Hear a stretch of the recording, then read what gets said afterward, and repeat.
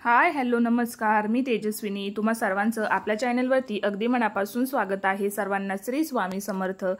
तर आता बघा, सकाळी माझी सगळी बाकीची कामे होती ती झालेली होती आणि फक्त चपात्या करायच्या राहिलेल्या होत्या। तर आता तुम्ही म्हणताल की ताई किचनमध्ये एवढा आज कसं काय पसारा आहे। तर काल काय झालं, रात्री आमची जी टाकी होती वरची, तर ती काल तिला खालून थोडीशी ती अशी फुटली गेली आणि जे पूर्ण पाणी होतं तर ते पूर्ण खाली लीक झालं। तर मग त्यासाठी रात्री जेव्हा आम्हाला समजलं की पाणी पूर्ण लीक होतंय टाकीतून खाली, मग आता रात्रीचं नीट करण्यासाठी तरी कोण येणार, मग त्यासाठी आम्ही जेवढी काही भांडी वगैरे होती तर ती सगळी भरून घेतलेली होती। आणि मग बघा, असं पाणी वगैरे नसलं ना घरामध्ये की बघा खूप प्रॉब्लेम होतो। पाणी लाईट हे असायलाच पाहिजे घरात, नाही तर काय होतं खूप प्रॉब्लेम होतात। आणि लाईट तर होती पण पाणी नव्हतं, असं झालेलं होतं। आणि मग सगळी भांडी आम्ही रात्री जेवढी होता होईल तेवढी भरून ठेवलेली होती। त्याच्यामुळे मग मी स्वयंपाकासाठी सुद्धा पाणी वगैरे भरून ठेवलेलं होतं किचन मध्ये। आणि मग स्वयंपाकासाठी जे पाणी वापरत होते तर ती भांडी मग मी ओट्यावरतीच ठेवलेली होती। आणि मग म्हटलं जर नीट नाही झाली टाकी तर त्यासाठी सुद्धा थोडंसं संध्याकाळच्यासाठी सुद्धा पाणी हवं असेल, तर मग म्हणून मग थोडीफार एक्स्ट्राचीच भरून ठेवलेली होती।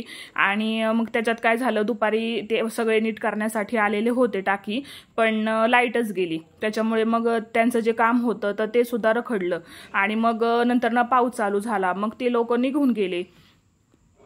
तर मग असा सगळा गोंधळ झाला। आणि बघा, पाणी नसलं ना की मग भांडी वगैरे घासण्याचा, ओटा क्लीन करण्याचा खूप प्रॉब्लेम होतो। घरातली जी बाकीची कामे असतात तर ती सुद्धा बघा व्यवस्थित होत नाहीत। आणि सकाळी सकाळी नुसताच असा गोंधळ झालेला होता, म्हणजे कामच सुचत नव्हतं। आणि मला तर पाणी वगैरे नसलं ना की खूपच कन्फ्यूज होतं, म्हणजे काय करायचं, कुठून करायचं, असे बरेचसे प्रश्न मला पडतात। आणि मग असं कन्फ्यूज झालं की मग मला काही कामच होत नाही। आणि सकाळी सकाळी असं झालेलं होतं, नुसतीच गडबड गोंधळ चालू होता। आणि इथे गॅस बघा, जो बर्नर होता तर तो सुद्धा मी नीट करून घेतलेला होता। आणि मग 1-2 दिवस गॅस व्यवस्थित चालला आणि आज परत बघा असं बर्नरमधून भरपूर असा धूर निघत होता। म्हणजे चपाती वगैरे काही करपत नव्हती, पण खालून बर्नरमधून अचानकच असा जास्त स्पीडमध्ये गॅस चालू होता आणि धूर निघत होता। चपाती वगैरे व्यवस्थित भाजली जात होती पण धूरच भरपूर होत होता। तर आता मग म्हटलं आधी टाकीचं काम झाल्यानंतर मग जे गॅसची शेगडी वगैरे व्यवस्थित करून देतात तर त्यांना सुद्धा बोलवायचं आहे। तर आता बघू ते कधी येतात ते। आणि मग असं माझं सकाळचं रुटीन झालेलं होतं। म्हणजे सकाळी आम्ही लवकरच उठलेलो होतो, पण पाणी नसल्यामुळे मग गॅसवरती पाणी तापवावं लागलं। त्यानंतर जी काही बाकीची कामे असतात तर ती सुद्धा जेवढं पाणी आहे त्याच्यामध्येच आम्हाला ॲडजस्ट करावं लागलं, कारण की जर जास्त पाणी आम्ही यूज केलं तर मग आम्हाला संध्याकाळपर्यंत पाणी नव्हतं। तर त्याच्यामुळे जेवढं आहे तेवढ्यातच आम्हाला ॲडजस्ट करावं लागलं। आणि असं पाणी थोडंसं असलं ना बघा की म्हणजे असं काम करताना सुद्धा कळत नाही की काय काम करायचं किंवा मग आता किती पाणी वापरायचं। त्याच्यामुळे मग काय होतं, जास्त वेळ आपला त्यासाठी जातो, कारण की मग सगळी कामं करताना आपल्याला हळूहळू करावी लागतात। पाणी किती आहे किती नाही त्याचं जजमेंट घेऊनच बाकीची कामे करावी लागतात। तर असं सकाळी माझा नुसताच गोंधळ झालेला होता आणि घाईगडबड सुद्धा भरपूर होत होती। पाणी नसल्यामुळे बरेचसा प्रॉब्लेम झालेला होता। म्हणजे मला तर असा प्रश्न पडत होता की जी लोक लांबच्या गावांना वगैरे राहतात, टीव्हीमध्ये दाखवतात की त्यांना पाणी नाहीये, ते टँकरने पाणी भरतात, तर त्यांना कसं वाटत असेल असंच मला वाटत होतं त्या दिवशी की ती लोक कशी ॲडजस्ट करत असतील। आपल्याला तर दिवसभर पाणी असतं त्याच्यामुळे एवढं काही वाटत नाही, पण जी लोक लांबून वगैरे पाणी आणतात किंवा त्यांना 7-8 दिवस पाणीच नसतं तर ते लोक सांगत असतात, म्हणजे टीव्हीवरती न्यूजवरती चालू असतं। तर तेच मला वाटत होतं की कसा प्रॉब्लेम येत असेल त्यांना। तर आता इथे चपात्या करून घेतलेल्या होत्या आणि मग सुकी भाजी नव्हती म्हणून मग म्हटलं चला कांद्याची चटणीच करूयात आज। तर मग मी बारीक कांदे वगैरे चिरून घेतले, 7 ते 8 कांदे मी व्यवस्थित असे बारीक चिरून घेतलेले होते। त्यानंतर मग मी तेल गरम करण्यासाठी ठेवलं कढईमध्ये आणि मग जेवढे काही कांदे वगैरे चिरलेले होते तर ते मी व्यवस्थित तेलामध्ये असे परतून देणार आहे। म्हणजे जास्त लालसर पण नाही करायचे, एकदम थोडेसे असे ब्राउनिश कलरचे झाले की मग त्यामध्ये आपल्याला मसाला ॲड करायचा आहे। आणि जर तुमच्याकडे घरामध्ये काही भाजीला नसेल तर तेव्हा सुद्धा तुम्ही अशी सुकी भाजी कांद्याची चटणी एकदा नक्की करून बघा, खूप छान लागते खायला आणि अगदी झटपट होणारी आहे। त्यासाठी जास्त काही वेळ सुद्धा लागत नाही आणि जास्त सामानाची सुद्धा गरज नाही। जेवढे घरामध्ये आपल्या अवेलेबल असतं तर त्यामध्ये झटपट होणारी ही रेसिपी आहे। आणि व्हिडिओ कंटिन्यू करा, शेवटपर्यंत नक्की बघा। आणि व्हिडिओ आवडला असेल तर चॅनलला लाईक, शेअर आणि सबस्क्राईब करायला विसरू नका। तर आता इथे बघा कांदा माझा व्यवस्थित असा ब्राउनिश कलरचा झालेला आहे। तर आता यामध्ये मी चवीनुसार मीठ ॲड करून घेणार आहे। आणि नंतरनं लाल तिखट सुद्धा आता मी त्यामध्ये ॲड करून घेणार आहे। तुम्हाला जसं तिखट हवं आहे तर त्याप्रमाणे तुम्ही यामध्ये मिरची पावडर ॲड करू शकता आणि खूप टेस्टी लागते ही। आणि जर तुम्ही गरम गरम भाकरी वगैरे केलेली असेल ना बघा, तर त्याच्यासोबत ही चटणी खायला खूप छान लागते। म्हणजे रोजच्या भाज्यांपासून थोडीशी वेगळी आहे ही भाजी आणि खाण्यासाठी सुद्धा खूप छान लागते। तुम्ही एकदा नक्की रेसिपी ही ट्राय करून बघा आणि मला कमेंटमध्ये नक्की सांगा की तुम्हाला रेसिपी आवडली का नाही। अगदी इझी रेसिपी आहे, झटपट होणारी आहे, जास्त काही वेळ वगैरे लागत नाही आणि खायला तर खूप छान लागते आणि मला तर खूप आवडते। आमच्या इथे मी आधीमध्ये ही कांद्याची चटणी नक्कीच ट्राय करत असते, कारण की सगळ्यांनाच आवडते आणि गरम गरम जर भाकरी त्यासोबत खाल्ली ना तर मग तर काय विचारायलाच नको, खूप छान टेस्ट येते याची। तर आता इथे बघा मी सुकी भाजी सुद्धा करून घेतलेली आहे, कारण की रस्सा भाजी तर असते पण त्याच्यासोबत मग थोडीशी सुकी भाजी वगैरे असली तर मग खायला सुद्धा खूप छान वाटतं। आणि सगळ्यांना सवय आहे एक सुकी भाजी आणि एक रस्सा भाजी खाण्याची, तर त्याच्यामुळे मग जास्त करून सकाळी एक रस्सा भाजी आणि एक सुकी भाजी ही होते। कधी कधी जर नसेल काही भाजीला तर मग ते ऑप्शनल आहे। तर आता इथे बघा मी चटणी वगैरे करून घेतली। त्यानंतर मग जीविका म्हटली की मम्मी मला खिचडी खायची आहे, तर मग तिच्यासाठी मी रात्री साबुदाणा भिजत घालून ठेवलेला होता आणि मग नंतर गॅसवरती मग मी खिचडी करण्यासाठी ठेवलेली होती आणि पाणी जसं की तुम्हाला मी म्हटलं नव्हतं, तर त्याच्यासाठी मग मी जेवढी काही बेसिंगमधली वगैरे भांडी होती ती सगळी व्यवस्थित अशी एका परातमध्ये भरून घेतलेली होती आणि मग बाहेर मी ती घासणार होते आणि बाहेरच मी धुणंसुद्धा धुवून घेणार होते, कारण की मग आता इथे तर काय पाणी नाही आहे आणि बेसिंगमध्ये बरं पडतं। म्हणजे मला तर जास्त करून उभ्यानेच काम करायला आवडतं बसून काम करण्यापेक्षा, पण आता काही पर्यायच नव्हता, तर त्याच्यामुळे मग जेवढं आहे त्याच्यामध्ये आता आपल्याला ॲडजस्ट करायची सवयच असते आणि प्रत्येक लेडीज करतात कधी कधी थोड्याफार अशा गोष्टींमध्ये त्यांना ॲडजस्टमेंट करावीच लागते। तर आता मग ही भांडी वगैरे सगळी मी बाहेर नेणार होते आणि ओटा सुद्धा क्लीन करून ठेवणार होते। तर आता इथे मी जीविकासाठी खिचडी करून घेतलेली होती आणि माझ्यासाठी मी चहा ठेवलेला होता आणि मग आता सगळी भांडी बाहेर नेणार आणि मगच ओटा वगैरे क्लीन करून ठेवणार। तर बघा पाणी नसलं की किती गडबड होते आपली। आणि त्यानंतर मग मला देवपूजा सुद्धा करायची आहे, कारण की बरेच दिवस झाले देव काही स्वच्छ वगैरे करून नव्हते घेतले मी आणि बरेच दिवस झालं चाललेलं होतं की आज करू उद्या करू, पण म्हटलं आज करूनच घेऊयात, कारण की आता पाणी वगैरे पण नव्हतं। तर मग त्याच्यामुळे मग म्हटलं टाकी वगैरे काही भरायची नाहीये वरची, मग तेवढ्या वेळामध्ये माझे देव वगैरे क्लीन करून होतील आणि मग आता टाइम सुद्धा होता, दुपारी मला काही काम सुद्धा नव्हतं एवढं, म्हणून मग म्हटलं चला आता आधी देव वगैरे क्लीन करून घेते। आणि वास्तू बघा नेहमी तथास्तू म्हणत असते, म्हणजे असं माझ्यासोबत काल घडलेलं होतं, तर म्हटलं तो जो एक्सपिरियन्स आहे तो तुमच्यासोबत शेअर करावा, कारण की काल काय झालेलं होतं मी सहजच म्हणजे बोलता बोलता म्हटले की बरेच दिवस झालं टाकी काही आपली अजून खराब झालेली नाही, म्हणजे खूप वर्ष झालं ती टिकलेली आहे आणि असं मी म्हटलं आणि त्याच दिवशी संध्याकाळी जी टाकी आहे ती खालून फुटली। तर असं कोणाकोणासोबत होतं कमेंटमध्ये मला नक्कीच सांगा आणि तेच आज मी तुमच्यासोबत शेअर करणार आहे की वास्तू ही नेहमी तथास्तू म्हणत असते। तुम्ही जे काही घरात बोलता तर एखादा शब्द असा असतो की जो वाईट वगैरे आपल्या बोलण्यात येतो, पण वास्तू त्याला तथास्तू म्हटली की जे आहे ते तसंच घडत असतं।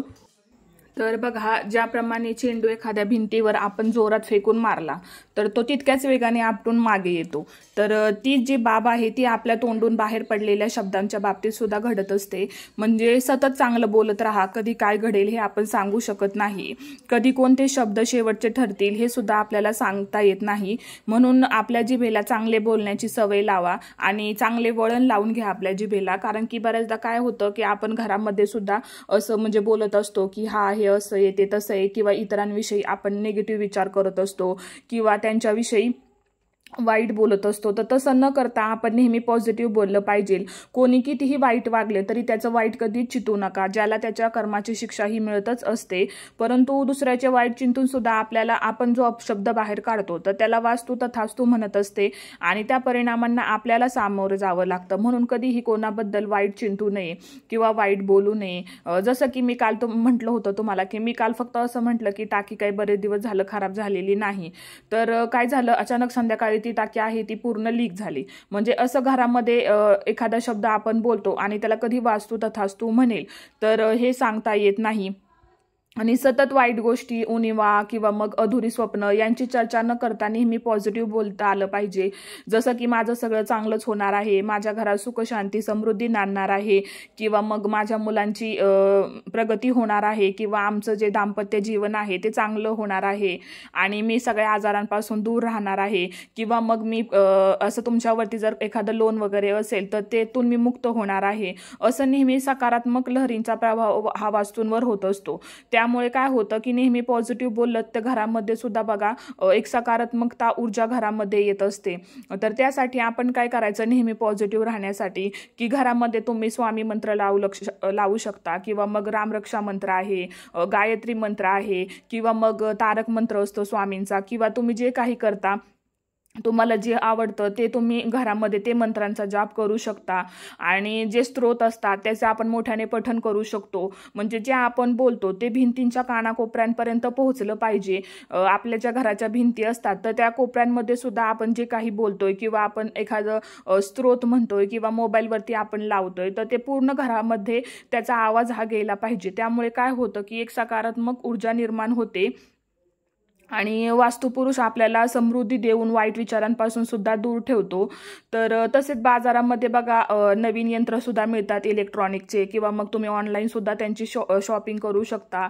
आणि त्यावरती काय होतं ना की सतत जो मंत्र आहे तो चालू असतो, त्याचा जप चालू असतो, आणि तो मंत्र जो आहे ना तो एकदम मंद आवाजात आपल्या घरात सतत चालू ठेवला ना की बघा नकळत आपल्याकडून सुद्धा त्याचा मंत्र जाप होत राहतो आणि वाईट विचार सुद्धा आपल्या मनामध्ये येत नाहीत. म्हणजे आपण आणि तो जो मंत्र आपण लावलेला आहे तर तो सुद्धा बघा आपला पाठ होऊन जातो, जेणेकरून काय होतं की आपल्याला सुद्धा म्हणजे ते मंत्र जाप करण्याची सवय होते.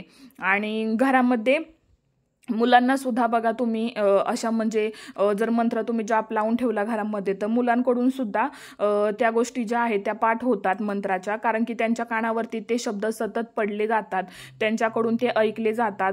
तर अशा गोष्टी तुम्ही मुलांच्या कानावरती जर आल्या तुमच्या तर ते सुद्धा खूप चांगलं आहे, कारण की सध्याच्या पिढीला तर म्हणजे त्याची गरजच आहे असं मला वाटतं. आणि चांगलं आहे म्हणजे तुमची मुले जर असं देवाचे मंत्र वगैरे म्हणत असतील तर त्याच्यापेक्षा चांगली गोष्ट दुसरी असू शकत नाही.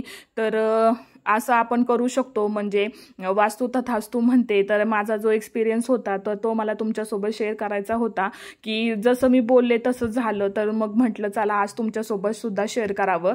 आणि म्हणजे मी कधी असं बोलत नाही, पण त्या दिवशी काय माहिती माझ्या मनाला काय वाटलं आणि मी सहज असं काम करता करता एकदम असं बोलून गेले. आणि मग संध्याकाळी माझंच मला रिअलाईज झालं की अरे आपण आपल्या जिभेवरती सरस्वती असते आणि आपण जे बोलतो तर तेच होतं, आणि तेच माझ्यासोबत सुद्धा घडलेलं होतं. आणि बघा पूर्वीची जी लोक होती तर ती तर या गोष्टींना खूप मानत होती. आणि वास्तुशास्त्रानुसार सुद्धा बघा असं म्हणतात की वास्तूमध्ये नेहमी चांगलं बोलावं, पॉझिटिव्ह बोलावं, ज्या वाईट गोष्टी आहेत तर त्या घरामध्ये बोलू नयेत. त्याने काय होतं की आपल्या मुलांवरती सुद्धा त्या गोष्टी इफेक्ट करतात. तुम्ही जसं म्हणजे बोलता तसं तुमची मुलं ऐकतात आणि ते सुद्धा तेच वागणं पुढे चालू ठेवतात, कारण की लहान मुले असतात तर ती अशा निगेटिव्ह गोष्टी किंवा पॉझिटिव्ह गोष्टी लवकर कॅप्चर करतात, त्यांना लवकर समजतं. आणि जसं आपण घरामध्ये बोलतो तसं मग ते सुद्धा त्यातूनच अनुभवतात आणि तसंच पुढे करायला सुरुवात करतात.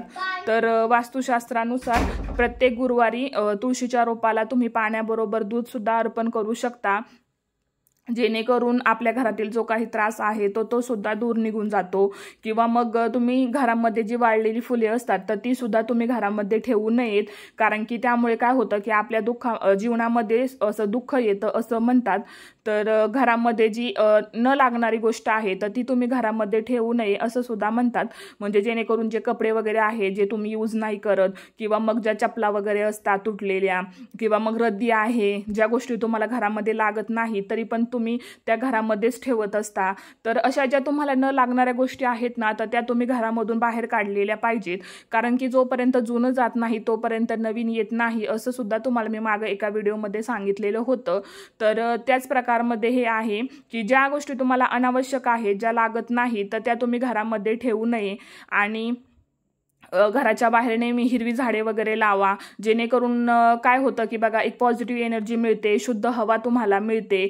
आणि घरामध्ये बघा आठवड्यातून एकदा तरी तुम्ही कापूरचा जो धूर आहे तो केलाच पाहिजे, जो संपूर्ण घरामध्ये तुम्ही फिरवला पाहिजे. आणि कापुरामुळे काय होतं ना बघा, घरातली जी नकारात्मकता असते तर ती दूर जाते. किंवा मग मोहरीच्या तेलाच्या दिव्यात तुम्ही लवंगा लावून ठेवा, ते सुद्धा शुभ मानलं जातं. तर असं केल्याने काय होतं म्हणतात की जे आपलं घर आहे तर त्यातले सदस्य नेहमी निरोगी राहतात आणि रोगांपासून दूर राहतात. आणि घरापाशी बघा तुम्ही झाडे रोपं लावली ना तर आपल्या घरामध्ये शांतता आणि शुद्ध हवा पसरते, आपलं आरोग्य चांगलं राहतं, आपण चिंतामुक्त राहतो. आणि प्रत्येक घराच्या बाहेर तुळशीचं लोप हे असलंच पाहिजे, कारण की तुळस ही खूप पवित्र मानली जाते. त्याच्यामुळे ज्यांच्या घराच्या बाहेर नसेल तर त्यांनी सुद्धा बघा घराच्या बाहेर एक तुळशीचं छोटंसं रोप सुद्धा आणून तुम्ही लावू शकता. त्याच्यामुळे काय होतं की एक पॉझिटिव्ह येते. आणि तुळस ही खूप पवित्र आहे, तर सगळ्यांच्या घराबाहेर ती असलीच पाहिजे. भलेही तुम्ही फ्लॅटमध्ये राहा किंवा मग जर तुमच्याकडे नसेल तर तुम्ही एखादं रोप आणून सुद्धा लावू शकता. तर बऱ्याचदा बघा काय होतं की आपण एखादी नवी वास्तू बांधली वगैरे तर आपण काय करतो, त्या घरामध्ये राहायला येण्याच्या आधी वास्तू शांती करतो किंवा मग त्याची निमंत्रण पत्रिका सगळ्यांना देतो आणि आपल्या घराची वास्तू शांती करतो. मात्र बऱ्याचदा काय होतं बघा, काही घरांमध्ये सतत भांडणं असल्याचं जाणवतं किंवा मग घरामध्ये सुखशांती कमी आहे किंवा मग समाधान कमी आहे असं बऱ्याच जणांना भासतं. तर अशा वेळी काय होतं की त्या वास्तूमध्ये बघा तुम्ही जर काही लोकांना विचारलं किंवा कुणाकडून सल्ले वगैरे घेतले तर समजतं की त्या घरामध्ये वास्तुदोष आहे. म्हणजे तुम्हाला जर तुमच्या घरामध्ये सुख शांती राखायची असेल तर तुमच्या स्वभावासह तुम्हाला घरामध्ये देखील काही वास्तू बदल करावे लागतात. तर बऱ्याचदा काय होतं बघा की ते सुद्धा सांगतात लोक, म्हणजे ज्यांच्याकडून तुम्ही सल्ले घेता की तुमच्या घरामध्ये थोडंसं वास्तुदोष वगैरे आहे. तर ते यापासूनच होतं की म्हणजे वास्तू आहे म्हणून मग त्यामध्ये दोष सुद्धा आपल्याला जाणवतात. तर त्यामुळे मग बघा असं म्हटलं जातं की वास्तू तथास्तू म्हणते. तर बऱ्याच लोकांना असं वाटतं की नाही हे काय खरं वगैरे नसतं, असं बऱ्याच लोकांचा सुद्धा विचार असतो.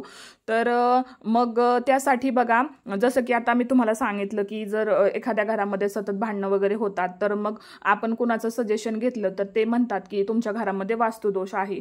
तर मग वास्तू आहे म्हणून वास्तुदोष आहे, तर तसंच वास्तू सुद्धा तथास्तू म्हणते. तर जे तुम्ही बोलता तर ते घडतं. म्हणजे तुमच्या वास्तूमध्ये जर तुम्ही चांगलं बोललात तर ते चांगलंच घडेल आणि जर तुम्ही वाईट बोललात तर वाईटच घडेल. त्यामुळे बघा नेहमी पॉझिटिव्ह बोललं पाहिजे, पॉझिटिव्ह विचार घरामध्ये घेतले पाहिजेत. जरी एखादी गोष्ट नसेल होणार तरी सुद्धा आपण म्हटलं पाहिजे की नाही ही गोष्ट आहे, ही होणार आहे आणि लवकरात लवकर ती होईल. असं जर आपण नेहमी पॉझिटिव्ह विचार आपल्या मनामध्ये ठेवले तर बघा बरेचदा काय होतं त्या गोष्टी सुद्धा घडतात. म्हणजे जर ती घडणार नसेल तरी सुद्धा काय म्हणतात ना ती घडून येतेच येते. तर त्याच्यामुळे बघा नेहमी पॉझिटिव्ह बोला, पॉझिटिव्ह विचार करा. जसं की माझ्यासोबत घडलं होतं तर तेच मी तुमच्यासोबत आज शेअर केलं. आणि पॉझिटिव्ह विचार ठेवण्यासाठी सुद्धा बघा तुम्ही जे असे म्हणजे कॉमेडी वगैरे सिरियल्स असतात तर त्या तुम्ही पाहू शकता, जेणेकरून जर तुम्हाला टेन्शन वगैरे आलेलं असेल तर तुम्ही मग थोडंसं हसता वगैरे. आणि घरामध्ये नेहमी हसरंच वातावरण पाहिजे तरच ती वास्तू चांगली राहते असं म्हणतात. आणि मग तुम्ही नेहमी पॉझिटिव्ह जी लोक बघा आजकाल मोबाईलवरती सुद्धा खूप लोक आहेत जे पॉझिटिव्ह विचार आपले शेअर करतात. तर मी सुद्धा बऱ्याच लोकांचे असे पॉझिटिव्ह विचार असतात तर ते ऐकत असते, जेणेकरून माझ्यामध्ये सुद्धा पॉझिटिव्हिटी निर्माण होईल. किंवा मग जेव्हा बघा सत्संग असतात किंवा मग स्वामींचे जे काही कार्यक्रम वगैरे असतात तर तिथे सुद्धा तुम्ही थोड्या वेळ जाऊ शकता. ते सुद्धा भरपूर अशी पॉझिटिव्हिटी त्यांच्याकडून सुद्धा आपल्याला मिळते. ते सुद्धा आपल्याला जे चांगलं आहे तर तेच ती लोक सुद्धा आपल्याला सांगत असतात. आणि मी तर इंस्टाग्रामवरती मला वाटते त्या जया किशोरी म्हणून आहेत तर त्यांचेच मी जास्त करून म्हणजे व्हिडिओज वगैरे पाहत असते. जे दुसऱ्या रील्स आहेत तर त्या बघण्यापेक्षा मी ते पाहते, जेणेकरून मला त्याच्यातून काहीतरी शिकायला मिळेल किंवा मला त्याच्यातून पॉझिटिव्हिटी मिळेल. तर तुम्ही सुद्धा बघा, नक्कीच ट्राय करून बघा. आणि तर असं मला तुम्हाला सांगायचं होतं जे की माझ्यासोबत घडलेलं होतं. तर त्याचा थोडंसं मी तुमच्यासोबत शेअर केलं. तर बघा तुमच्यासोबत शेअर करता करता इथे माझी देवपूजासुद्धा झालेली होती आणि मी आज देव पूर्ण क्लीन करून घेतलेले होते, कारण की थोडा वेळ माझ्याकडे शिल्लक होता आज, कारण की आता पाणी नसल्यामुळे मी बाहेरचं काही झाडून वगैरे घेऊ शकत नव्हते. तर त्याच्यामुळे मग म्हटलं चला जेवढं आहे तेवढं आपण आज शेअर करूयात. आणि थोडा टाईमसुद्धा होता तर मग त्याच्यामध्ये मी देवसुद्धा क्लीन करून घेतले घेतलेले होते आणि ह्यावेळेस मी नवीन पितांबरी म्हणजे घेतलेली होती DMartमधून मागच्या महिन्यात. तर थोडीशी वेगळी होती ती, तर मग म्हटलं नेहमी एकच घेते तर ह्यावेळेस थोडीशी वेगळी आहे तर ट्राय करून बघूयात. तर ही नवीन आणलेली पितांबरी आहे आणि एका म्हणजे सेकंदातच देव जे आहेत ते क्लीन होतात पटकन. आणि दुसऱ्या ज्या पितांबरी मी आणते तर त्यामुळे काय होतं की थोडासा वेळ लागतो मला क्लीन करण्यासाठी, पण यावेळेस असं झालेलं नाही. अगदी झटपटमध्ये देवसुद्धा क्लीन झाले आणि तुम्ही बघू शकता की किती स्वच्छ असे देव निघालेले आहेत आणि म्हणजे जास्त मेहनतसुद्धा नाही करावी लागली आणि अगदी झटपट क्लीन झाले. माझासुद्धा वेळ वाचला आणि देवसुद्धा व्यवस्थित असे क्लीन करून झाले. आणि बघा तुम्ही देवपूजा करताना ज्यावेळेस तर त्यावेळेस बघा तुमचं मन सुद्धा किती फ्रेश होतं, घर सुद्धा एकदम फ्रेश फील होतं. आणि तुम्ही घरामध्ये रोजच्या रोज देवांची पूजा ही केलीच पाहिजे. त्याने सुद्धा बघा आपल्या घरामध्ये एक पॉझिटिव्हिटी येते आणि खूप छान वाटतं घरामध्ये. जेव्हा आपण असं देवपूजा वगैरे करून धूप वगैरे लावतो तर कोणाकोणाला असं छान वाटतं देवपूजा केल्यानंतर कमेंटमध्ये मला नक्कीच सांगा. आणि मला तर खूप आवडतं असं देवपूजा वगैरे केल्यानंतर देवघर पाहायला, कारण की मन एकदम प्रसन्न होतं. आणि देवपूजा करताना सुद्धा बघा जेव्हा आपण देवांची पूजा करत असतो तर त्यावेळेस ना इतर कोणत्याच गोष्टींचा विचार डोक्यामध्ये आणायचा नाही की माझ्यासोबत असं झालं, मग ह्याचं काय झालं, आता कसं होईल पुढे, हे असले जे निगेटिव्ह विचार असतात ना तर ते अजिबात आणायचे नाहीत मनामध्ये. एखादा स्तोत्र किंवा एखादा मंत्र मोबाईलवरती लावून द्यायचा आणि देवपूजा करता करता तो ऐकायचा सुद्धा आणि तोंडाने बोलायचा सुद्धा, जेणेकरून काय होतं की देवपूजा करताना आपण एकाग्र चित्तेने देवपूजा केली पाहिजे. जे इतर विचार आहेत ते अजिबात आणायचे नाहीत. तर आता इथे बघा मी दिवा वगैरे लावून घेतला आणि जो दुसरा दिवा होता तो मला घासून सुद्धा ठेवायचा होता, म्हणून मग तो दिवा काही विझलेला नव्हता. मग म्हटलं त्याला असं फुकून टाकणं वगैरे योग्य नाही, म्हणून मग मी तोच तसा साईडला ठेवून दिला. आणि जेवढं काही सामान वगैरे वरती होतं तर ते सगळं ड्रॉवरमध्ये व्यवस्थित असं ठेवून दिलं. आणि देवासाठी आम्ही सेपरेटच तेल यूज करतो तर त्याच्यासाठी मी हा सेपरेट डबा आणलेला आहे 5 लिटरचा. तर देवघर व्यवस्थित मी असं घासून वगैरे क्लीन करून घेतलेलं आहे, कारण की बऱ्याचदा काय होतं की तेलाचे थोडेसे डाग वगैरे पडले की मग ते तसेच राहून जातात आणि मग नंतरनं ते असे काळे काळे पडल्यागत दिसतं आपल्याला पाहिल्यानंतरनं. म्हणून मग पूर्ण देवघर जे आहे ते मी व्यवस्थित असं क्लीन वगैरे करून घेतलं आणि बघताना मला खूप फ्रेश वाटत होतं, खूप छान फील होत होतं. तर आता मग म्हटलं देवघर तर क्लीन झालेलं आहे, तर जी भांडी वगैरे होती तर ती मी व्यवस्थित अशी घासून घेत आहे इथे, जेणेकरून मग सगळंच माझं देवघराचं जे क्लिनिंग आहे ते होऊन जाईल आणि मग नंतरनं मग मला सुद्धा दुसऱ्या दिवशी मग क्लिनिंग वगैरे करावी लागत नाही. तर आता आज टाईम होता म्हणून मग सगळं स्वच्छ वगैरे करून घेतलं, कारण की मग आता पाणी नाही आहे तर मग बसून तरी काय करणार मी, मग तोपर्यंत माझी क्लिनिंग आहे ती होईल. आणि मग उद्या जेव्हा पाणी येईल तेव्हा मग जी बाहेरची कामे आहेत जी मी आज केलेली नाही तर ती करता येईल.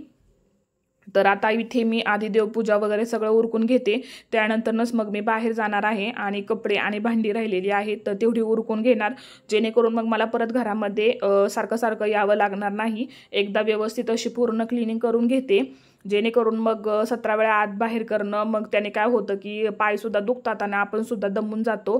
तर मग एकदा करायला घेतलं की जे करायचं आहे तेच आधी पूर्ण करायचं आणि त्यानंतरच मग जी बाहेरची कामे आहेत तर ती उरकून घ्यायची. आणि हे जे देव धुण्यासाठी मी यूज करते तर ते सुद्धा थोडंसं यावेळेस खराबच झालेलं होतं, कारण की बरेच दिवस झालं माझं चाललेलं होतं आज करू उद्या करू, पण जी काही कामे होती तर बाकीची तर त्याच्यामुळे काही शक्य झालेलं नाही. तर म्हणून मग म्हटलं चला आज पहिले हेच क्लीन करायचं, आज कितीही वेळ लागला तरी आधी क्लिनिंग करूनच घ्यायची. आणि इथे बघा मी कसं थोडं थोडं पाणी घेऊनच यूज करत आहे पाण्याचा, कारण की पाणी नाही आहे म्हणून थोडं थोडं पाणी आपलं जपूनच वापरते. तर आता इथे जी देवाची भांडी होती तर ती सुद्धा मी क्लीन करून व्यवस्थित अशी ठेवलेली होती. हाय हॅलो नमस्कार, मी तेजस्विनी, तुम्हा सर्वांचं आपल्या चॅनलवरती अगदी मनापासून स्वागत आहे. सर्वांना श्री स्वामी समर्थ.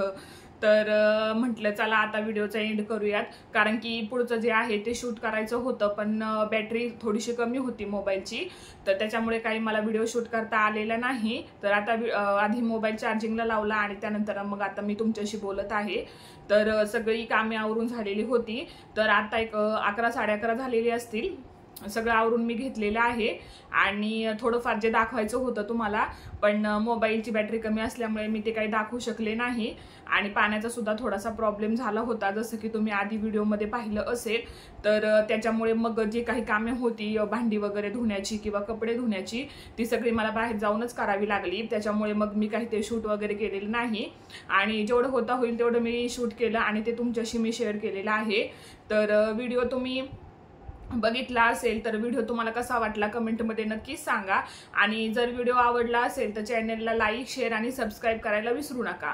तर आता पावसाचं वातावरण तर आहे बाहेर, एखाद्या वेळेस येईल पाऊस आणि गरमी पण खूप आहे, प्रचंड गरम होतंय आज. तर असं वाटतंय की सकाळपासूनच सुरू होईल.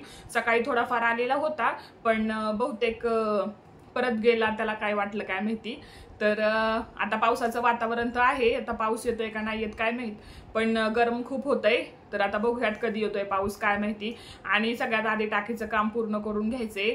तर आता म्हणजे लोक आलेले आहेत वरती काम करण्यासाठी, त्यांचं चालू आहे, पण पाणी काही अजून एवढं खाली येत नाहीये, त्याच्यामुळे बाहेरूनच पाणी वगैरे आणावं लागतंय. तर चला तर मग आजचा व्हिडिओ मी इथे संपवते. व्हिडिओ कसा वाटला कमेंटमध्ये नक्कीच सांगा आणि व्हिडिओ आवडला असेल तर चॅनलला लाईक, शेअर आणि सबस्क्राईब करायला विसरू नका. उद्या भेटूयात पुन्हा एका नवीन व्हिडिओ सोबत.